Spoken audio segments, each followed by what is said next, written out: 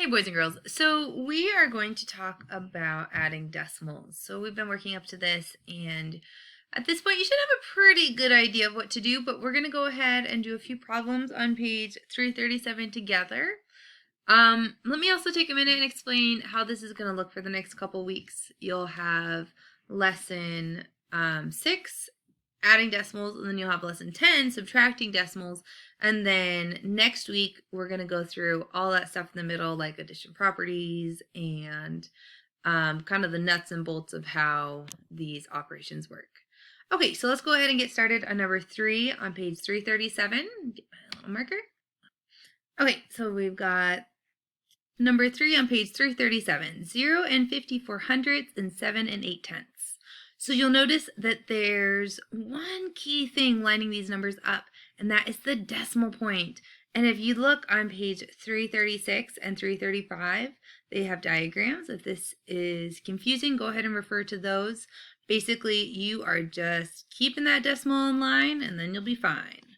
So, you'll notice that this 8 doesn't have a 0 behind it, but we know that just like we would conceptualize 8 tenths, right? So that would be 10, 20, 30, 40, 50, 60, 70, 80. So that would be 80 hundredths. It's the same. So whether you have a 0 there or not, doesn't matter. But just know that there's a 0. Oh my gosh, weirdest 0 ever in your mind. Okay, so if it helps you to fill that spot with a 0, maybe your 0 will be prettier than mine, then you can go ahead and do that. Or you can just imagine it being there. Either way, it's fine. Let's try that again, Tara. There we go. Much better. All right, so now I'm just going to add them. 4 plus 0 is 4. There we go. 5 plus 8 is 13. So I put my 3 down here. 2. Bring my 1 up top. Bring my decimal point down.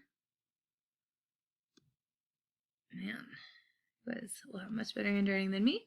And then I have 1 plus 0 plus 7. That is 8. Here we go. 8 and 34 hundredths. Decimal right here in my answer is right underneath the decimal in my questions. Okay, let's go ahead and do the next one. Oh man, I see another empty space. That means I'm going to imagine a 0 there, or I'm going to draw a 0 there. Doesn't matter. I'm going to go ahead and do a placeholder 0. 0 plus 6 is 6. 8 plus 2. Oh, you know what, guys? I can make this bigger. Maybe. Oh, yes. There we go. Wow. Little grandma eyes over here. Okay. 8 plus 2 is 10. 0 on the bottom. Let's bring that 1 up top. 4. 4 plus 1 is 5. And 1 plus 1 is 2. Let's bring that 0 decimal down. Right here. And think about it, right? If you're ever confused about where the decimal point is, think about what these numbers are. So I have, and rounding is going to help you with that. So 14 and 8 tenths is really close to 15, right? And then 10 and 26 hundredths is really close to 10. So 10 plus 15 is 25. My answer is 25 and 6 hundredths. It's pretty reasonable. Okay, I'd like you to do the rest of the problems on this page. So that's 3 through 14 on 337. Let me know if you have any questions, and good luck.